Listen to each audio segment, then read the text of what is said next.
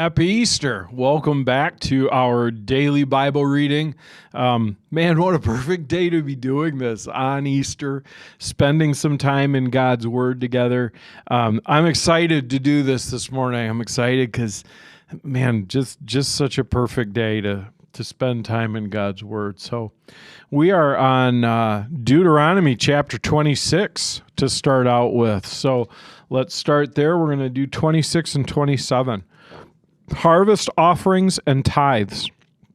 When you enter the land the Lord your God is giving you as a special possession, and you've conquered it and settled there, put some of the first produce from each crop you harvest into a basket and bring it to the designated place of worship, the place the Lord your God chooses for his name to be honored. Go to the priest in charge at that time and say to him, with this gift I acknowledge that the Lord your God, that I have entered the land he swore to our ancestors he would give to us. The priest will then take the basket from your hand and set it before the altar of the Lord your God. You must then say in the presence of the Lord your God, my ancestor Jacob was a wandering Aramean who went to live as a foreigner in Egypt. His family arrived a few in number, but in Egypt they became a large and mighty nation. When the Egyptians oppressed and humiliated us by making us their slaves, we cried out to the Lord, the God of our ancestors. He heard our cry and saw our hardship, toil, and oppression. So the Lord brought us out of Egypt with a strong hand and a powerful arm and with overwhelming terror and with miraculous signs and wonders. He brought us to this place and gave us this land flowing with milk and honey. And now, O Lord, I have brought you the first portion of the harvest you have given me from the ground. Then place the produce before the Lord your God and bow to the ground and worship him. Afterward, you may go and celebrate because of all the good things the Lord your God has given to you and your household. Remember to include the Levites and the foreigners living among you in celebration. Every third year you must offer a special tithe of your crops. In this year, the special tithe you must give your tithes to the Levites, foreigners, orphans, and widows, so that they will have enough to eat in your towns. Then you must declare in the presence of the Lord your God, I've taken the sacred gift from my house and given it to the Levites, foreigners, orphans, and widows, just as you have commanded me.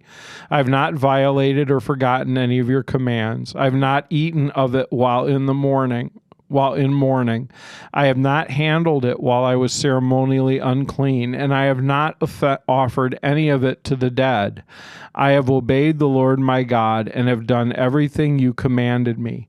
Now look down from your holy dwelling place in heaven and bless your people Israel and the land you swore to our ancestors to give us, a land flowing with milk and honey. Today, the Lord your God has commanded you to obey all these commands and decrees and regulations, so be careful to obey them wholeheartedly.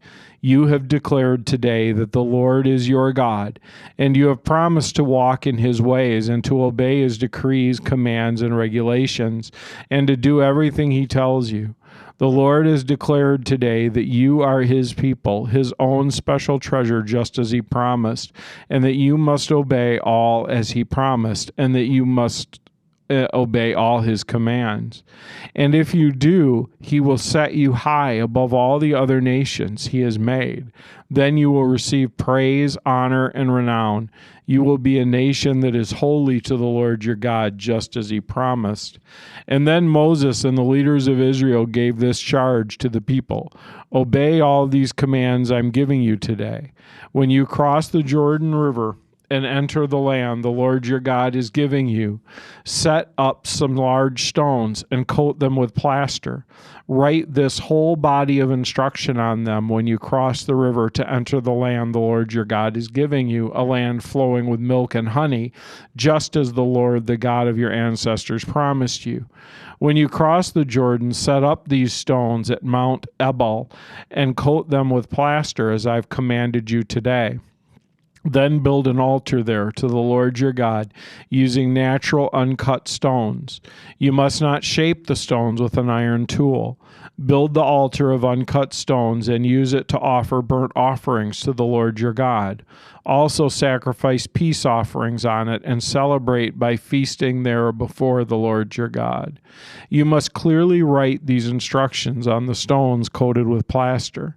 And then Moses and the Levitical priests addressed all Israel as follows: O Israel, be quiet and listen. Today you've become the people of the Lord your God. So you must obey the Lord your God by keeping all these commands and decrees that I'm giving you today. The same day Moses gave this charge to the people: when you cross the Jordan River, the tribes of Simeon, Levi, Judah, Issachar, Joseph, Benjamin must stand on Mount Gerizim to proclaim the blessing over the people, and the tribes of Reuben, Gad, Asher, Zebulun, Dan, and Naphtali must stand on Mount Ebal to proclaim a curse. And then the Levites will shout to all the people Israel, "Cursed is anyone who carves or casts an idol and secretly sets it up. These idols, the work of craftsmen, are detestable to the Lord." And all the people will reply, Amen. Cursed is anyone who dishonors his father and mother, and all the people will reply, Amen. Cursed is anyone who steals property from a neighbor by moving a boundary marker, and all the people will reply, Amen. Cursed is anyone who leads a blind person astray on the road, and all the people will reply, Amen. Cursed is anyone who denies justice to the foreigners, orphans, or widows, and all the people will reply, Amen. Cursed is anyone who has sexual intercourse with one of his father's wives, for he has violated his father, and all the people will reply, Amen. Cursed is anyone who has sexual intercourse with an animal, and all the people will reply, Amen. Cursed is anyone who has sexual intercourse with his sister, whether she's the daughter of his father or mother, and all the people will reply, Amen. Cursed is anyone who has sexual intercourse with his mother-in-law, and all the people will reply, Amen. Cursed is anyone who attacks a neighbor in secret, and all the people will reply, Amen. Cursed is anyone who accepts payment to kill an innocent person, and all the people will reply, Amen. Cursed is anyone who does not affirm and obey the terms of these instructions, and all the people will reply, Amen. Then we go forward to Luke chapter 10, starting in verse 38. We're going to go down through 11:13.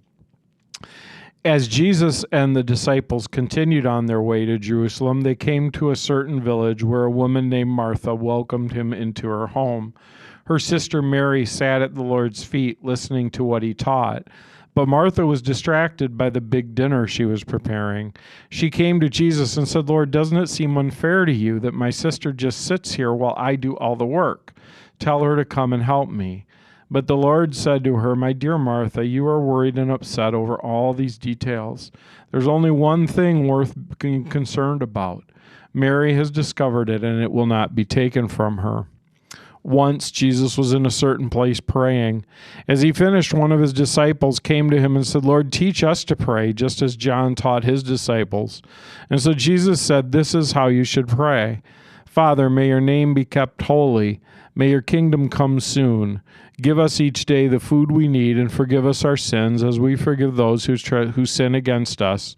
And don't lead us into temptation. And then, teaching them more about prayer, he used this story. Suppose you went to a friend's house at midnight wanting to borrow 3 loaves of bread. You say to him, A friend of mine has just arrived for a visit, and I have nothing for him to eat. And suppose he calls out from the bedroom, Don't bother me. The door's locked for the night, and my family and I are in bed. I can't help you.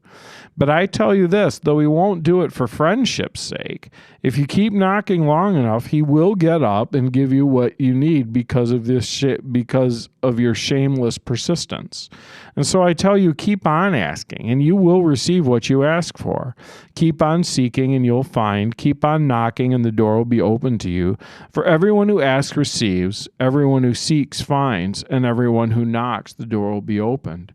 You fathers, if your children ask for a fish, do you give them a snake instead? Or if they ask for an egg, do you give them a scorpion? Of course not. So if you sinful people know how to give good gifts to your children, how much more will your heavenly Father give the Holy Spirit to those who ask him? And then we go back to Psalm 76. Psalm 76. God is honored in Judah. His name is great in Israel. Jerusalem is where he lives. Mount Zion is his home. There he has broken the fiery arrows of the enemy, the shields and swords and weapons of war. You are glorious and more majestic than the everlasting mountains. Our boldest enemies have been plundered. They lie before us in the sleep of death. No warrior could lift a hand against us. At the blast of your breath, O God of Jacob, their horses and chariots lay still.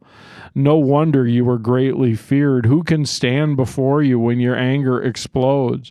From heaven you sentenced your enemies. The earth trembled and stood silent before you. You stand up to judge those who do evil, O God, and to rescue the oppressed on the earth. Human defiance only enhances your glory, for you use it as a weapon. Make vows to the Lord your God and keep them. Let everyone bring tribute to the awesome one, for he breaks the pride of princes, and the kings of the earth fear him. And then we go to Proverbs chapters 12, verses 15 through 17. Fools think their way is right, but the wise listen to others. A fool is quick-tempered, but a wise person stays calm when insulted. An honest witness tells the truth. A false witness lies. So then Oswald Chambers for today says, a way to permanent faith.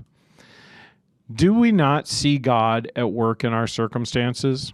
Dark times are allowed and come to us through the sovereignty of God.